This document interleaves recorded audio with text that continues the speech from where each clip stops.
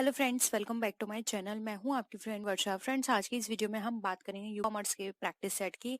तो स्टार्ट करते हैं आज के क्वेश्चंस को। वीडियो पसंद आए तो वीडियो को लाइक कीजिए, फ्रेंड्स या शेयर कीजिए। इस तरह की कोई भी क्वेरी हो तो प्लीज जरूर बताइएगा। स्टार्ट करते हैं वीडियो।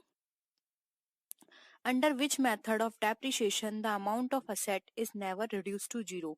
अब इसके अंदर हमें ये बताना है कि वो कौन सा मेथड है डेप्रिसिएशन का जिसके अंदर जो असेट्स का जो अमाउंट है वो कभी भी जीरो नहीं होता है। Straight line method, diminishing balance method, sum of years digit method या फिर एन्युटी मेथड। तो देखिए यहाँ पर आपने डेप्रिसिएशन अपने 12th में, अपने बीकॉम में आप डेप्रिसिएशन के चैप्टर करे होंगे, उनके क्वेश्चंस किए होंगे, तो आप सबको ये पता होगा कि डिमिनिशिंग बैलेंस मेथड के अंदर जो डेप्रिसिएशन लगाया जाता है वो हर साल जो भी बैलेंस निकल कर आता है, यानी कि जो बैलेंस होता है हमारे एसेट्स का, उस पे लगाया जाता है।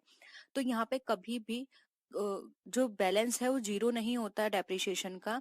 हमेशा वो क्या रहेगा, कम होता रहेगा। फर्स्ट ईयर अगर हम बात करें तो ज्यादा होगा, सेकंड ईयर उससे कम होगा, थर्ड ईयर उससे कम होगा, इस तरह से होता है, लेकिन कभी भी वो जीरो नहीं होता है।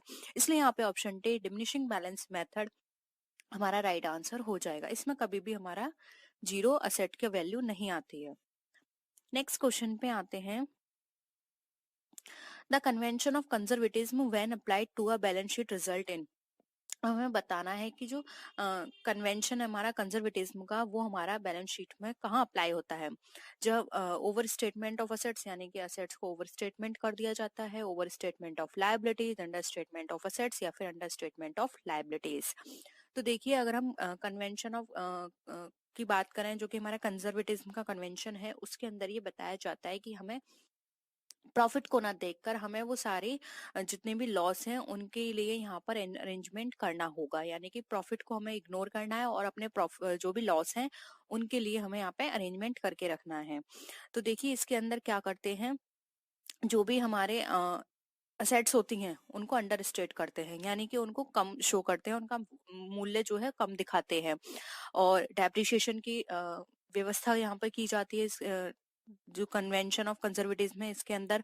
साथ ही साथ जो हमारी बीमा पॉलिसी होती हैं उनको सरेंडर वैल्यू पर यहाँ पर शो किया जाता है। और साथ ही साथ आपने ये भी पढ़ा होगा कि जो स्टॉक है हमारा, उसका जब भी इवेल्यूएशन किया जाता है तो जो भी हमारे मार्केट प्राइस होते हैं और जो हमारा उसका कॉस्टिंग होती है, उसमें से जो भी कम होता है उस पर शो किया जाता है। तो मेन कारण इसका यही होता है कि वहां पर कन्वेंशन ऑफ कंजर्वेटिज्म फॉलो किया जाता है, इसलिए यहाँ पर अंडर स्टेटमेंट ऑफ असेट्स किया जाता है, जिसके थ्रू हम जितने भी लॉसेस हैं उनके लिए यहाँ पर अरेंजमेंट करके चल पाए। ठीक है, देखिए स्टार्ट करते हैं हम नेक्स्ट क्वेश्चन को। A public company acquired the following assets and liabilities of a firm. अब यहाँ पर हमें दे रखे हैं इस क्वेश्चन के अंदर, हमारी कंपनी है उसकी कुछ लाइबिलिटीज और असेट्स हैं वो हमें दी हुई हैं। जैसे कि देखिए, बिल्डिंग है यहाँ पे हमारी 25,000 की, मशीनरी है हमारी 15,000 की, डेटर्स यहाँ पे हमें 10,000 के दिए हुए हैं और स्टॉक यहाँ पे 15,000 का दिया हुआ है। क्रेडिटर्स 8,000 रुपए के हैं। अब यहाँ पर ये बोला गया है कि what will be the amount of goodwill. अब गुडविल का एज अ कैपिटल रिजर्व क्या अमाउंट होगा, या यदि हमारा परचेस कंसिडरेशन जो है वो 54,000 रुपए का है। तो देखिए, सबसे पहले हम यहाँ पर ये सारी चीजें असेट्स एंड लायबिलिटीज एक तरफ लिख लेते हैं। तो देखिए यहाँ पर हमारा टोटल हमारे पास कितना है, देखिए 25,000 हमारे ये किसके हो गए, ये 25,000 है हमारे बिल्डिंग के। मशीनरी कितनी है, 15,000 की। डेटर्स है हमारे 10,000 के। फिर स्टॉक है हमारा 15,000 का। ठीक है, इन सबको आप ऐड कर लीजिए और उसके बाद माइनस में कर दीजिए आपका ये 8,000 के क्रेडिटर्स। पहले आप इसको ऐड कर लीजिए, कितना हो गया ये हमारा 65,000 हो गया। अब इसमें से 8,000 आप माइनस करेंगे तो कितना निकल कर आ गया, ये 57,000। अब देखिए 57,000 आपका यहाँ पे निकल कर आया है। टोटल असेट्स आपकी कितनी है, 57,000 की। अब देखिए यहाँ पर टोटल असेट तो 57 की आ गई, परचेस कंसिडरेशन दे रहा है आपको 54,000 का, तो परचेस कंसिडरेशन आपको इसमें माइनस करना होगा। अब 54,000 आप इसमें से माइनस करेंगे 57 में से, तो आपका कितना निकल कर आएगा, 3,000। और ये बोल रहा है एज अ कैपिटल रिजर्व हमारा कितना निकल कर आएगा, तो यानी 3,000 निकल कर आएगा। ऑप्शन में देख लीजिए 3,000 आपको गिवन है क्या, यस, यहाँ पे कैपिटल रिजर्व हमारा 3000 गिवन है, तो ऑप्शन बी यहाँ पे हमारा राइट आंसर हो जाएगा। 3000 एज अ कैपिटल रिजर्व हमारा गुडविल ट्रीट किया जाएगा। ठीक है, तो ऑप्शन बी यहाँ पे हमारा राइट आंसर है। आई होप ये क्वेश्चन आपको क्लियर है। नेक्स्ट क्वेश्चन पे आते हैं। अब देखिए यहाँ पर हमें क्वेश्चन दिया हुआ है, a business is having adjusted net profit of ₹2 lakh. अब एक कंपनी है जिसका एडजस्टेड नेट प्रॉफिट है, जिसको हम समायोजित भी बोलते हैं, शुद्ध लाभ, वो 2 लाख का है। कैपिटल एम्प्लॉयड यहाँ पर इसका कितना है, 12,50,000 का है। If the goodwill is taken at 3 years purchase of super profit, यानी कि अगर ये गुडविल 3 साल का सुपर प्रॉफिट लेकर चलती है तो एक्सपेक्टेड रेट ऑफ रिटर्न 10% है इसका। तो गुडविल की वैल्यू हमें यहाँ पे काउंट करनी है। तो देखिए सबसे पहले आप यहाँ पर कैलकुलेट कर लीजिए, यहाँ पे जगह है, हम यहाँ पर कैलकुलेट करके देखते हैं कितना बताया था इन्होंने। अभी आपको मैंने ऊपर बताया था कि इनका जो एडजस्टेड प्रॉफिट है वो कितना का था, 2 लाख का था। ठीक है, एडजस्टेड प्रॉफिट 2 लाख था। और अगर यहाँ पे हम जर्नल पहले प्रॉफिट निकाल लेते हैं तो देखिए यहाँ पर ये कितना बता रहे थे, 12,50,000 बता रहे थे कैपिटल वर्थ इसकी। तो देखिए 12,50,000, ठीक है। अब कितना परसेंट है, 10% है, तो इसका हम 10% निकालेंगे, तो 10% निकालेंगे तो कितना निकल कर आएगा, 1,25,000। ये इसका क्या निकल कर आया, जर्नल प्रॉफिट। अब देखिए जर्नल प्रॉफिट, अगर एडजस्टेड प्रॉफिट दिया होता है तो एडजस्टेड प्रॉफिट से पहले जर्नल प्रॉफिट माइनस किया जाता है। तो इसका एडजस्टेड प्रॉफिट कितना था, 2 लाख रुपए था। और इसका जर्नल प्रॉफिट कितना निकल कर आया, 1,25,000। इसको आप माइनस करेंगे तो कितना निकल कर आया, 75,000। अब 75,000 ये आपका क्या निकल कर आया है, ये आपका प्रॉफिट निकल कर आया। अब यहाँ पे सॉरी, यहाँ पर आपने नॉर्मल प्रॉफिट लिया, नॉर्मल प्रॉफिट के साथ आपने एडजस्टेड प्रॉफिट को माइनस किया, तो आपका 75,000 जो बैलेंस निकल कर आया उसको हम गुडविल की तरह यहाँ पे ट्रीट करते हैं। तो ये 75,000 की आपके पास गुडविल आ गई। और ये क्या बोल रहा है यहाँ पर कि 3 साल की परचेस सुपर प्रॉफिट लेकर चल रहे हैं, 3 years purchase of super profits. अब यहाँ पे 3 साल में इसको क्या करेंगे, मल्टीप्लाई कर देंगे 75,000 में। 75,000 में जब 3 साल को मल्टीप्लाई करेंगे तो आपका टोटल बैलेंस कितना निकल कर आएगा, 2,25,000। ठीक है, तो ये 2,25,000 की गुडविल आपकी यहाँ पे ट्रीट की जाएगी, क्योंकि 3 साल की हमें गुडविल निकालनी थी।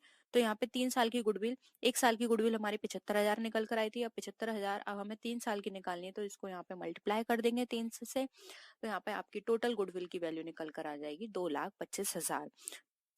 तो देखिए 2,25,000 यहाँ पे हमारा क्या हो जाएगा, राइट आंसर हो जाएगा option number B, 2,25,000। Next question है, machine hour rate method of charging depreciation is useful when. अब हमें बताना है जो डेप्रिसिएशन के अंदर हम machine hour rate method use करते हैं उसका क्या यूज होता है। ऑप्शंस हैं, output can be effectively measured, यानी कि जो आउटपुट है वो इफेक्टिवली मेजर किए जाते हैं, कर सकते हैं। Use of assets can be measured in terms of time, यानी कि जो असेट्स है उनको यहाँ पर हम मेजर कर सकते हैं टाइम के रूप में। थर्ड ऑप्शन है, utility of assets can be directly related to its productive use, यानी कि जो कि संपत्ति है वो प्रत्यक्ष रूप से प्रोडक्टिव वे में हम किस तरह से उसको जोड़ के यहाँ पे दिखा सकते हैं। नेक्स्ट है, entire production process is mechanised, यानी कि जो भी टोटल प्रोडक्शन होगा वो यहाँ पे मैकेनाइज वे में शो किया जाएगा। तो यहाँ पर हमें बताना है मशीन आवर रेट मेथड जो चार्ज करते हैं उसका क्या फायदा होता है। तो देखिए मशीन आवर रेट के अंदर क्या होता है, जो भी असेट्स है जितने भी घंटे चलती है उतना ही डेप्रिसिएशन यहाँ पे चार्ज करना पड़ेगा। तो टोटल यहाँ पर कैसे हो जाएगा, जो भी उसने टोटल लाइफ में अपने घंटे यूज किए हैं उसका अनुपात यहाँ पे निकाल लिया जाता है। लेकिन ऐसा तभी हो सकता है जब मशीन कितने घंटे चली है ये आप इजीली कैलकुलेट कर पाए, क्योंकि अगर आप उसको ठीक से कैलकुलेट नहीं कर पाएंगे कि टोटल मशीन कितने टाइम चली है, कितने घंटे चली है, तब तक आप इसको अच्छे से कैलकुलेट नहीं कर सकते हैं। ठीक है, तो देखिए यहाँ पर ऑप्शन जो है बी राइट आंसर होगा, use of assets can be measure in terms of time.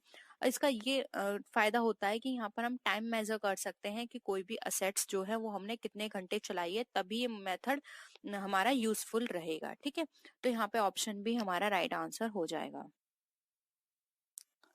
Next question है, average profit of firm is ₹9,000। अब जो एवरेज प्रॉफिट है एक फर्म का 9,000 रुपए है और फर्म की कैपिटल जो है वो 60,000 की है। And the normal return of business is expected at 10%। अब जो एक्सपेक्टेड रिटर्न है वो 10% यहाँ पे दिखा रहे हैं।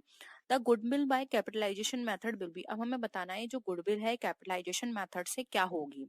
तो देखिए इसका फॉर्मूला लिख लेते हैं। Goodwill average profit into 100 upon में आप यहाँ पर लिख लीजिए नॉर्मल रेट ऑफ रिटर्न, और यहाँ पे माइनस में क्या आ जाएगी हमारी कैपिटल। तो देखिए इसी फॉर्मूले के अकॉर्डिंग इन वैल्यू को आप पुट कर दीजिए। एवरेज प्रॉफिट कितना था 9,000 रुपए, मल्टीप्लाई कितना होगा 100, अपॉन में कितना आ जाएगा 10%, क्योंकि यहाँ पे नॉर्मल रेट ऑफ रिटर्न कितना है 10%, माइनस में यहाँ कितना आ जाएगा 60,000, क्योंकि 60,000 क्या है हमारी कैपिटल है। तो देखिए यहाँ पर आप अगर इसको आप काटते हैं तो आपका जो टोटल आंसर निकल कर आएगा वो कितना निकल कर आ जाएगा। आप इससे इसको काटेंगे तो ये 90,000 हो गया। अब 90,000 में से 60,000 को माइनस करेंगे तो आपका टोटल कितना निकल कर आ जाएगा 30,000। अब ये 30,000 देखें यहाँ पर ऑप्शन ए राइट आंसर हो जाएगा। कैपिटलाइजेशन मेथड के थ्रू हमारा जो गुडविल निकल कर आएगा उसका जो वैल्यू होगा वो होगा हमारा 30,000 रुपए। तो ऑप्शन 1 यहाँ पे हमारा राइट आंसर हो जाएगा। आई होप ये क्वेश्चन भी आपको क्लियर है। इनके बस आपको फॉर्मूले याद करने हैं। तो ये थी हमारी आज की वीडियो। आई होप आपको क्वेश्चंस पसंद आए होंगे, और कोई भी क्वेरी हो या फिर कोई डाउट हो क्वेश्चंस को लेके तो आप कमेंट सेक्शन में बता सकते हैं, और हम कोशिश करेंगे कि इसी तरह के और भी क्वेश्चंस आपको करवाएं जिससे कि आपकी प्रैक्टिस होती रहे। कोई और टॉपिक है जिसके ऊपर आप चाहते हैं कि वीडियो हो तो आप कमेंट सेक्शन में बता सकते हैं। तो नेक्स्ट वीडियो में फिर मिलते हैं आपसे और विच वीडियोस के साथ। तब तक के लिए टेक केयर, बाय बाय।